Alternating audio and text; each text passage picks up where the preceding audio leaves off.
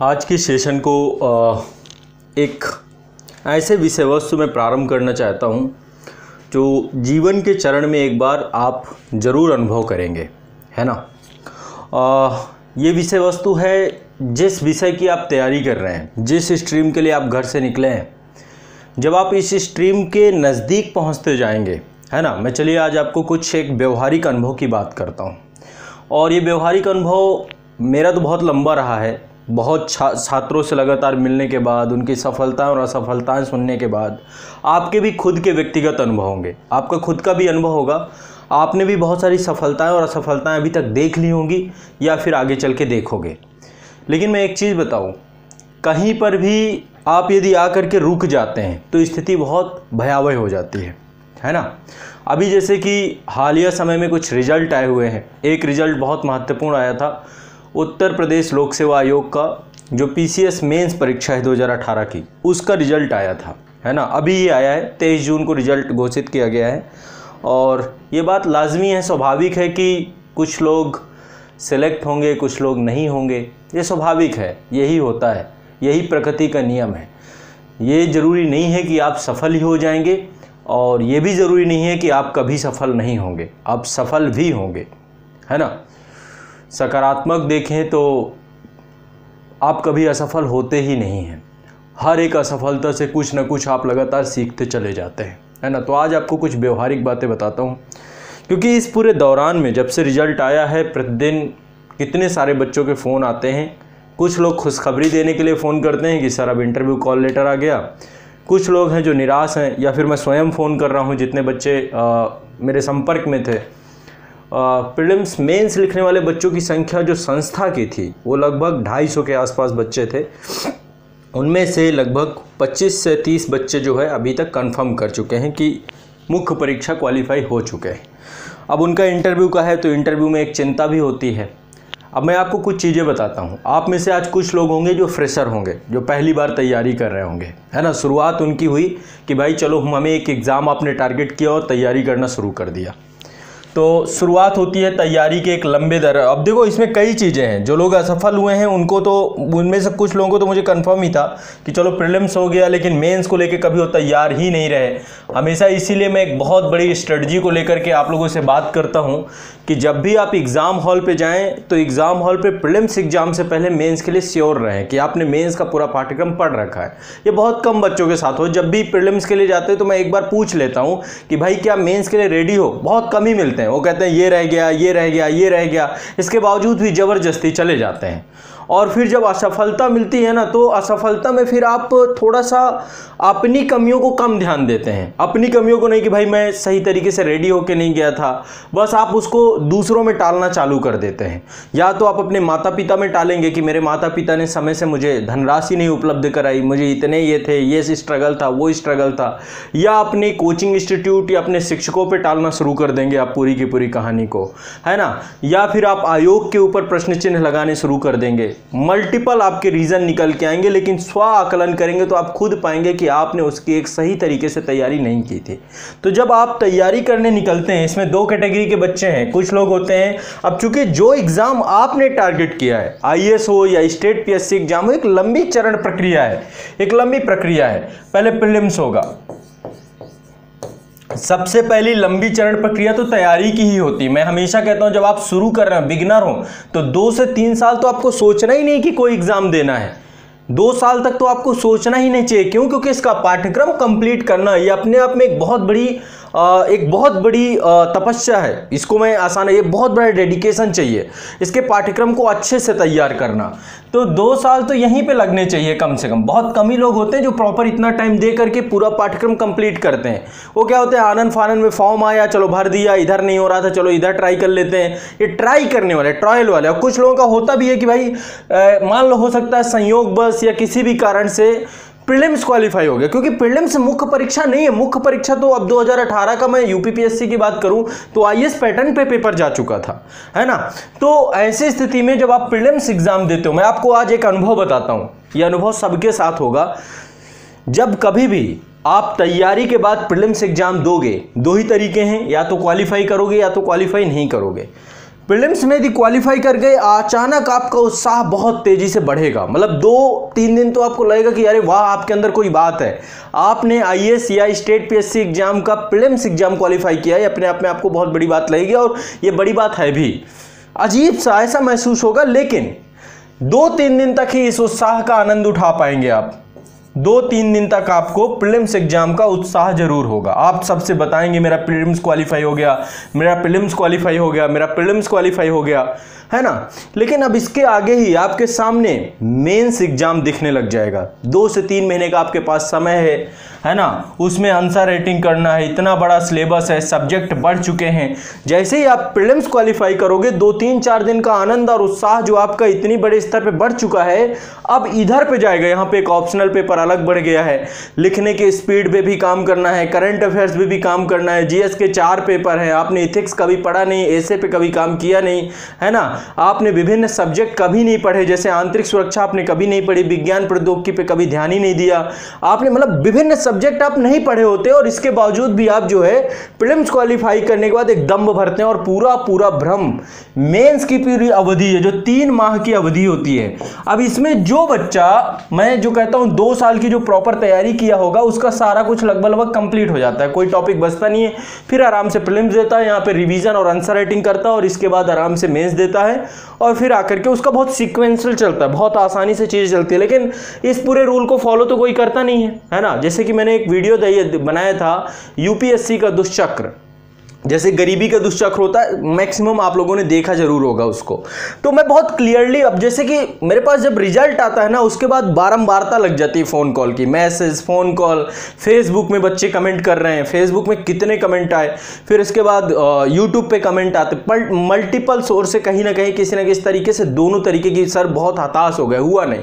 कुछ लोग होते हैं जो बहुत जो है अपने आप में जोशीले तरीके से कॉल करेंगे, सर अब अगला चरण आ गया। तो सच बता रहे, जब क्वालिफाई होगा तो आपके पैर जमीन पे नहीं होंगे, आपको एक अलग ही अनुभव आएगा। लेकिन फिर अगला चरण, क्योंकि 1 स्टेप नहीं है ना एग्जाम, 3 स्टेप पे है, और तीनों स्टेप पे छन करके एक अच्छा कंपटीशन निकलना है। इतना साधारण होता तो शायद आज सब कोई डीएम एसडीएम इन रैंकों में बैठे होते, है ना। तो प्रीलिम्स एग्जाम के बाद 2-3 दिन का उत्साह होता है। मैं क्वालिफाई करने वाले की बात कर रहा हूं, जो क्वालिफाई करते हैं, ठीक लगता है कुछ विशेष है, कुछ हमने काम किया है, कुछ मेहनत की है, अचानक से पूरी थकान खत्म हो जाती है तैयारी की। ये 2 साल की थकान प्रीलिम्स क्वालिफाई करने के बाद आपकी उतर जाएगी, आपको आनंद ही आनंद है। ऐसा लगेगा कि आपके साथ क्या हो रहा है। हो सकता है सफलता बहुत नज़दीक लगने लग जाए, लगेगा कि 10 लाख में कुछ तो हम अलग थे, तभी तो हमने पीटी क्वालिफाई किया, है ना। अब मुद्दा इसी बात का है कि जब प्रीलिम्स क्वालिफाई क्वालिफाई करने के बाद आपका रिजल्ट आया, सब कुछ है, क्योंकि पीटी एग्जाम के 1 महीने बाद रिजल्ट आमतौर पे आता है, कहीं कहीं पे डिले भी होता है, लेकिन मैक्सिमम 1 महीने के बाद आपका रिजल्ट आ जाता है, जहां तक है। अब यदि आपने ये 2 साल की कठिन तपस्या की थी, तो कठिन तपस्या करने के बाद जब आप मेंस एग्जाम देने के लिए बैठे, मेंस एग्जाम देने के लिए गए, तो अब यहाँ पे आपका बहुत सारा भ्रम भी टूटता है। जब बच्चा मेंस देता है, इसमें 2 तरीके, जिसकी तैयारी अच्छी हुई वो प्रॉपर्ली बढ़िया से ऑप्शनल पेपर भी उसका तैयार है। 3 महीने किस लिए होने चाहिए? प्रीलिम्स और मेंस के बीच में जो 3 माह की अवधि होती है, 2 चीज़ों के लिए होती है। पहली चीज़ के लिए होती है करंट अपडेट करने के लिए, करंट अफेयर्स से चीजों को जोड़ना, जैसे प्रश्नों की प्रकृति, और दूसरा है उत्तर लेखन को निरंतर तौर पे करना, उत्तर लेखन लगातार करते रहना। ये 90 दिन की अवधि लगातार आपको एक प्रैक्टिस करनी है, क्योंकि 6 दिन आपको लगातार पेपर देना है, 6-6 घंटे बैठ करके। पहले शिफ्ट में 3 घंटा, दूसरी शिफ्ट में 3 घंटा, लगातार 6 दिन तक एक ऐसी आपकी पूरी तपस्या और तपश्चर्या ली जाएगी, आपको पता चल जाएगा। तो ये 3 महीने का पूरा प्रैक्टिस आपके मेंस में काम आएगा। लेकिन आप करते क्या हो, यहाँ पे ऑप्शनल पढ़ रहे होते हो, आप करते क्या हो, यहाँ पे इथिक्स उठा रहे हो, यहाँ पे करते क्या हो, अंतरराष्ट्रीय संबंध उठा रहे हो, यहाँ पे करते क्या हो आप लोग। तो वो चीज जो आपको यहाँ पे कर लेनी चाहिए प्रीलिम्स एग्जाम से पहले, वो आप लोग मेंस के पहले करने के लिए सोच के बैठते हो। बहुत सारे लोग ऐसे ही चल रहे होंगे, अरे अभी ऑप्शनल नहीं करते। ऑप्शनल कब करेंगे? जब पीटी क्वालिफाई कर लेंगे। अब इसके बाद यहाँ पे दबाव बहुत ज़्यादा होता है। मैं सच बता रहा हूँ, 3-4 दिन का उत्साह प्रीलिम्स क्वालिफाई करने के बाद आपके दबाव बढ़ना चालू हो जाएगा। आप पूरा का पूरा मटेरियल कलेक्ट करना चालू करोगे, कलेक्ट करके कहीं बैठोगे। बहुत सारे लोग तो फिर कोचिंग भी आते हैं, जैसे अभी एक स्टूडेंट थे, अभी हाल फिलहाल की बात बता रहा हूँ, हो सकता है मुझे देखें भी, तो वो पीटी क्वालिफाई करने के बाद, अब तो चलो मेंस की तिथि बढ़ गई, यूपीपीएससी की मेंस की तिथि बढ़ गई थी, अक्टूबर चली गई मेरे ख्याल से, जहाँ तक नए कैलेंडर में डेट पोस्टपोन की गई है, तो ये कोविड के कारण से हो गया। नहीं तो वो पीटी के बाद तुरंत अभी मेंस होना था अप्रैल में, तो वो तुरंत आ गए कि सर अब प्रीलिम्स क्वालिफाई हुआ, अब मेंस के लिए कुछ करिए। मैं क्या कर भाई, कौन चमत्कार कर सकता है? कौन चमत्कार? कोई नहीं कर सकता। एक लॉन्ग प्रोसेस है। यदि आप इस प्रोसीजर से 2 साल के तैयारी के प्रोसीजर से नहीं गुजरे तो प्रीलिम्स के बाद मेंस में आपका कोई चमत्कार नहीं होगा, किसी का नहीं होगा। और फिर इसके बाद जब मेंस का रिजल्ट आता है, मैं सच बता रहा हूँ, आपके उत्साह को ऐसा लगता है नाभिक विखंडन हो गया, अपार ऊर्जा निकलती थी, आप सफल हो गए तो आपको ऐसा लगेगा अरे मेरे में बहुत कुछ खास है, क्योंकि इतना नज़दीक आ चुके होते हो आप अपने लक्ष्य के, इतना नज़दीक, इतने बारीकी से अपने लक्ष्य तक पहुंच चुके होते हो। तो ऐसी स्थिति में मैं सच बता दूं कि एक अलग ही अनुभव होता है। इतने बड़े स्तर का अनुभव शायद मुझे लगता है कि फिर आप कहीं नहीं करते हैं मेंस क्वालिफाई करने के बाद।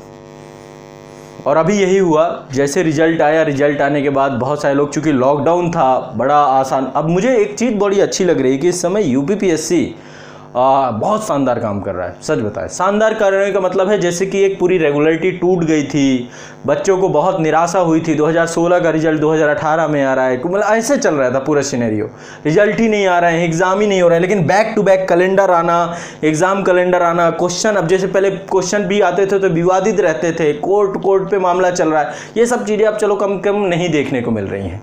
तो अब जो पूरा का पूरा सिनेरियो है, जब आप 2 कंडीशन है, पीटी क्वालिफाई करने के बाद मेंस में जाते हो, अब तो चलो इंटरव्यू का महत्व यूपीपीएससी जैसे एग्जाम पे कम ही हो गया, क्योंकि सिर्फ 100 मार्क्स की बात है। ज़्यादातर बच्चे कहते हैं इंटरव्यू के लिए क्या करें, इंटरव्यू के लिए क्या होना चाहिए, इंटरव्यू के लिए कैसी तैयारी होनी चाहिए, इंटरव्यू के लिए ऐसा क्या करते जाना चाहिए। देखो, इंटरव्यू एक दिन की बात नहीं है बच्चों। इंटरव्यू तो आपका बिहेवियर, आपका नेचर जो पूरी जीवन पद्धति में विकसित हुआ। इंटरव्यू का मतलब क्या है? आपके अंदर झांकना। और अंदर कैसे झांका जा सकता है किसी व्यक्ति के? आपके बिहेवियर से, जो आपने सीखा है ना। आप हो सकता है, देखो बहुत सारे लोग होते हैं ना, अपनी ज़िंदगी फैंटेसी में जीते हैं, स्वप्नों में जीते हैं, बड़ी बातें करते हैं, होता कुछ नहीं है, झूठ बोलते हैं, है ना, झूठी ज़िंदगी जीते हैं। अब आपको, यदि मैं आपका इंटरव्यू करूंगा तो आपका झूठापन दिख जाएगा मुझे 1 घंटे में। आप खुद जज कर लेते हो ना, आप 1 घंटे किसी से बात करिए, बात करने के बाद बता देंगे अरे बहुत बड़ी फेंकता है, बहुत बड़ी फेंक। आप खुद 1 घंटे में पूरा रिजल्ट दे देते हो, आउटपुट देते हो, अरे यार कैसा पर्सन है ना। किसी के दोस्त से मिलिए और वो दोस्त आपको यदि जचता नहीं है तो आप तुरंत उससे तुरंत फीडबैक दे देते हो। तो जब आप आयोग के सामने जाकर बैठते हो ना, तो आयोग में वो तो अनुभवी लोग हैं, वो कितने लोग उनके आंखों के सामने से गुजरे हैं, कितने लोग गुजरे हैं जिनका उन्होंने इंटरव्यू लिया है। तो इंटरव्यू कुछ नहीं है, इंटरव्यू में कुछ प्रश्न आपसे पूछे जाएंगे, जिन प्रश्नों का उत्तर आपको देना है, बस इतनी सी बात है, जिन प्रश्नों का उत्तर देना है। अब 2 कंडीशन हो सकती हैं, वो प्रश्न आपको आते भी हैं या नहीं भी आते, 2 चीजें हो सकती है। नहीं आते तो आप यहीं पे एक होता है ना कि हर गेंद पे 6 मारने की आदत, कि भाई हर गेंद पे 6 मारूंगा, तो हर गेंद पे कोई 6 मार सकता है क्या? है ना, कोई गेंद बाउंसर आ गई, कोई क्वेश्चन ऐसा भी हो सकता है कि आपके दायरे से ही बाहर हो, आपने उसके बारे में जानकारी ना रखी हो। लेकिन आमतौर पे कुछ चीजें हैं, जैसे अपने बारे में जानना, ये आपके दायरे से बाहर नहीं होना चाहिए। ये तो आपको पता ही होना चाहिए ना कि मैं अपने बारे में एक समझ, अपने बारे में जानकारी। या फिर अब आप कह रहे हैं कि मैंने बीएससी की है ना, बीएससी फिजिक्स से की है, केमिस्ट्री से की है, मैथ से की है ना, एमएससी की है, आपने लॉ किया है, आप ग्रेजुएट हुए हैं इंजीनियरिंग फील्ड से, आप मतलब कुछ ऐसा किया आपने, तो आप उसके बारे में जानेंगे, कुछ तो जानेंगे ना। ऐसे थोड़ा ना कि आपको फेक डिग्री मिल गई। तो जो भी आपने अभी तक किया है उसी का अनुभव आपसे पूछा जाता है इंटरव्यू में, और कुछ नहीं। हाल फिलहाल क्या घटनाक्रम हो रहा है इंटरव्यू में, बहुत सारे जो क्वेश्चन पूछे जाते हैं, ज्यादातर क्वेश्चन की प्रवृत्ति हाल फिलहाल की घटनाओं से, हाल फिलहाल की योजनाओं से, जो प्रशासन की बहुत सारी चुनौतियां हैं उससे लेकर के पूछी जाती है।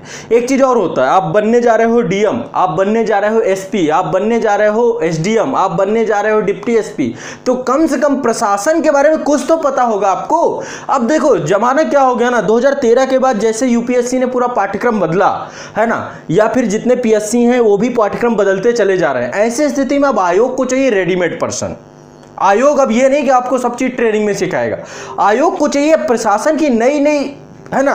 तो आपके अंदर वो फ्लेम होना चाहिए, यदि वो फ्लेम नहीं है ना तो नीचे वो दिख जाएगा, दिख जाता है ना। तो कहीं ना कहीं पे देखो, आमतौर पे जब हमारा नंबर आता है ना, जब हमारी बारी आती है, मैं कहता हूँ जब बकरा खुद कटने के लिए हलाल हो के लिए जाता है ना, ऐसे बताना तो बड़ी बात है क्योंकि मैंने खुद इंटरव्यू कुछ फेसेस किए तो मैं इसलिए बता रहा हूँ। तो ऐसे में जरूरी है कि नर्वसनेस आएगा, सब कुछ होगा, और आयोग के जो मेंबर हैं वो भी जानते हैं कि ऐसे में हम नर्वस होते हैं। अबे आप किसी नए व्यक्ति से मिले, उसके सामने नर्वस हो जाएंगे तो आपके करियर की बात है ना। यहाँ पे 1 क्वेश्चन, 2 क्वेश्चन, 3 क्वेश्चन, आपका बिहेवियर, आप डगमगाएंगे, सब कुछ होगा। लेकिन ऐसी स्थिति में सच्चा बना रहना, यदि आप सच्चे हैं, आप झूठ नहीं बोलते हैं, चीजों को छुपाते नहीं हैं, कवरिंग नहीं करते हैं, ऐसी स्थिति का पता चल ही जाता है तुरंत ही, है ना। यदि आपको डर लग रहा है तो बताने में क्या हर्ज है कि हाँ डर लग रहा है।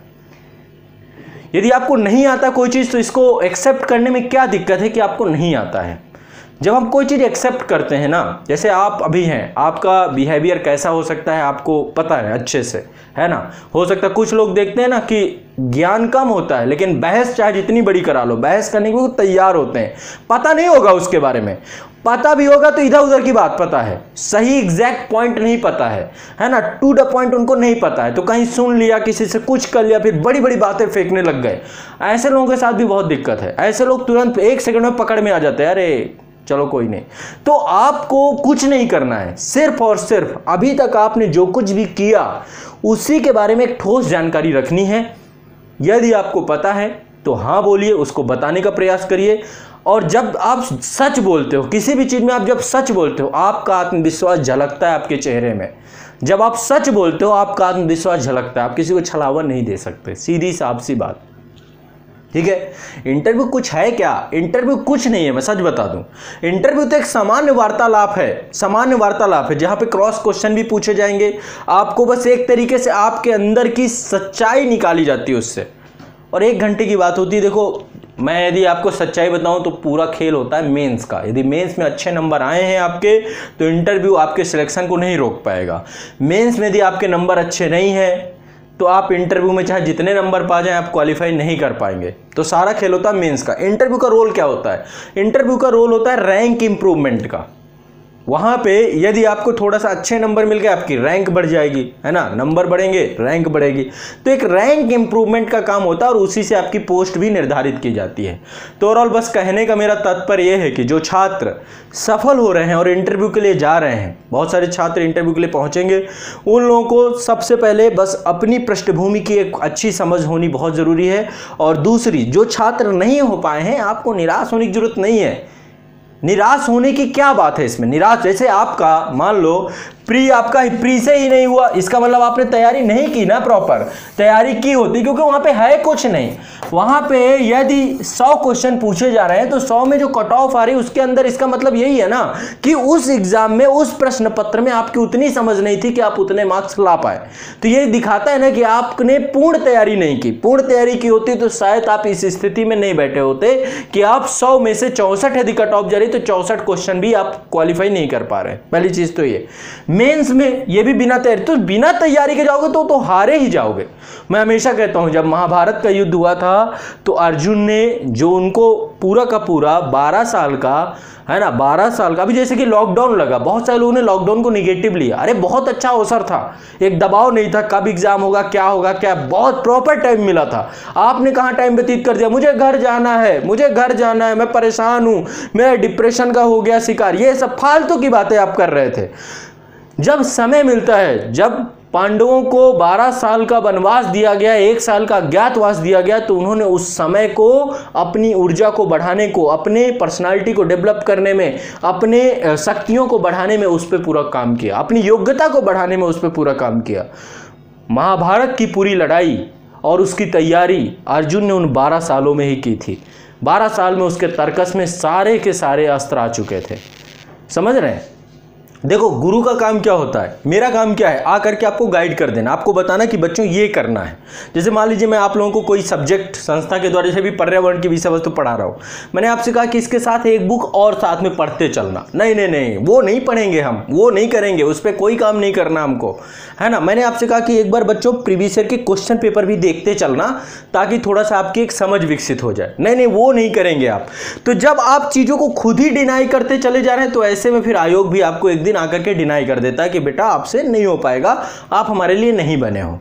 अब एक और दिक्कत है, बहुत सारे लोग ऐसे होते हैं, अब एक आप लोग भी जाल फेंकते हो ना। मैं एक चीज़ और बता दूं, आप में से एक कैटेगरी ऐसे लोगों की है और बहुत बहुत बुरी संख्या है। मैं तो कहता हूँ जैसे यूपीएससी ने किया ना कि नाम भी, अब नाम तक आएंगे आपके, तो यूपीपीएससी को भी कर देना चाहिए। बहुत सारे लोग झूठ बोलते हैं रिजल्ट के नाम पे, रिजल्ट नहीं आता है, कुछ नहीं होता, किसी और के रोल नंबर को अपना रोल नंबर बता देना, है ना। मैं इसीलिए पहले एडमिट कार्ड मांगता हूँ, भाई एडमिट कार्ड दिखाओ फिर रोल नंबर, दोनों एक साथ दिखाओ, पता चल जाएगा कि क्या आया क्या नहीं आया।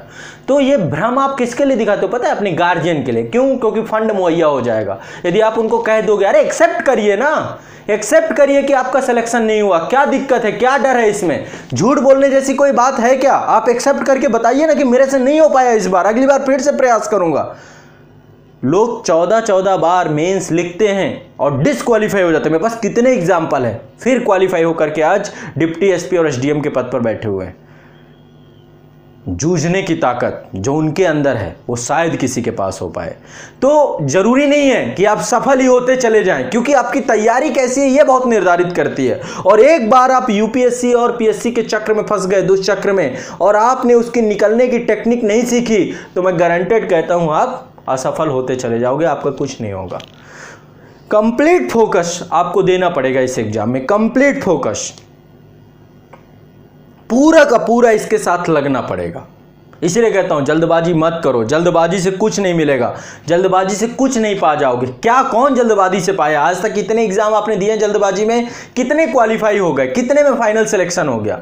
लेकिन नहीं, मुझे तो आया एक ही साल में अधिकारी, पहले ही प्रयास में टॉप करना। ये जो मेंटालिटी पता नहीं कहां की दूषित मानसिकता लेके आते हैं, उसके लिए उतनी मेहनत भी चाहिए ना आपको, पीछे उतना आपने काम भी तो किया हो। ग्रेजुएट तक कुछ नहीं किया, ग्रेजुएशन तक स्कूल भी नहीं गए, फिर आईएएस बनने का सपना, रातों रात स्वप्न आया मुझे आईएएस बनना है, माता पिता से फंडिंग मिली, समाज में एक प्रतिष्ठा मिलने चालू गई, बच्चा आईएएस की तैयारी कर रहा है, और इसके बाद आकर यहाँ भी वही एटीट्यूड। अरे भाई आप यदि 12वीं तक पढ़ाई नहीं किए, स्कूल बंक किए, ग्रेजुएशन में पढ़ाई नहीं किए, स्कूल बंक किए, तो क्या गारंटी है कि आप आईएएस की एग्जाम की तैयारी करेंगे और वहां पर रेगुलर रहेंगे और कंटिन्यूअस रहेंगे? क्योंकि आपका एटीट्यूड ही वैसा रहा है, आपने कभी मेहनती एटीट्यूड रखा ही नहीं अपना।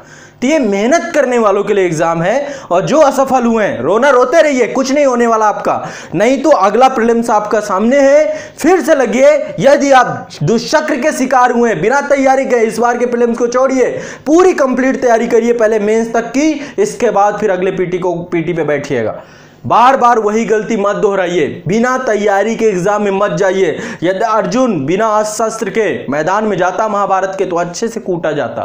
पांडव पराजित होते, 5 पांडव थे, 100 कौरव थे, और कितने बड़े बड़े धनुर्धर थे उनके पास, भीष्म पितामह जैसे, द्रोणाचार्य जैसे, कर्ण जैसे, ऐसे ऐसे लोग थे जो अर्जुन से बहुत ऊपर थे। अर्जुन का गुरु उनके सामने था, भीष्म पितामह जिनको, है ना, ऐसे ऐसे लोग सामने थे। लेकिन अर्जुन अकेला पांडवों में से एक व्यक्ति था जिसने वो प्रिपरेशन की थी, वो तैयारी की थी कि पूरा महाभारत ध्वस्त कर दिया। तो ऐसा क्यों नहीं हो सकता? बस तैयारी तो करो उस तरीके की, उस तैयारी के लिए सामने तो आओ, तब आग लगेगी और तब फिर सब कुछ होगा। बिना तैयारी के जाओगे पराजित ही होगे, आपको पता है। बिना प्रिपरेशन के कौन सफल हुआ है और कौन सफल होगा? तो इस मंत्र को, इस मूल मंत्र को अपने दिमाग में बैठा लेना है और फिर तैयारी के लिए निकलना है। बिगुल बजेगा, डंका बजेगा, आप जीतोगे, और किसी को बताने की जरूरत नहीं है मैं ये कर रहा हूं, मैं वो कर रहा हूं, मेरा ये क्वालिफाई हो गया, वो क्वालिफाई होगा। जिस दिन आप फाइनल सिलेक्शन होगा, खूब शोर मच जाएगा। क्यों बता रहे हो? क्यों घर वालों को ब्लैकमेल कर रहे हो? क्यों घर वालों को झूठी जानकारी दे रहे हो? मत दो।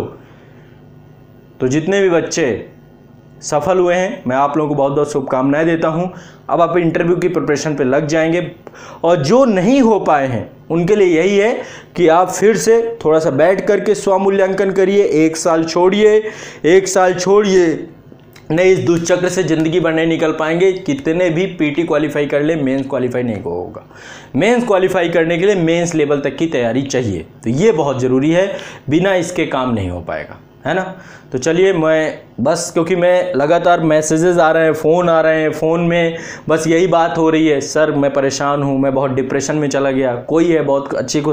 तो जो इनका होता जा रहा है, देखो दोनों मानक हैं, सफल और असफल का। पहले प्रयास में यदि आपने सही से नहीं की, करिए प्रिपरेशन। और जो सफल हुए हैं, जितने लोगों को मेरे पास है, उनसे पूछ रहा हूँ भाई कितना, सर 3 साल हो गया, 4 साल हो गया, टेक्निक सारी चीज़ें उनकी ऐसी नहीं, तो वो पूरा मेहनत करके गए, उन्होंने दिया टाइम उतना प्रॉपर। तो इतना थोड़ा सा धैर्य रख करके, और ये फालतू के जो दिमाग में सोच आती है, खबर आती है, डिप्रेशन आती है, मर जाओ डिप्रेशन में।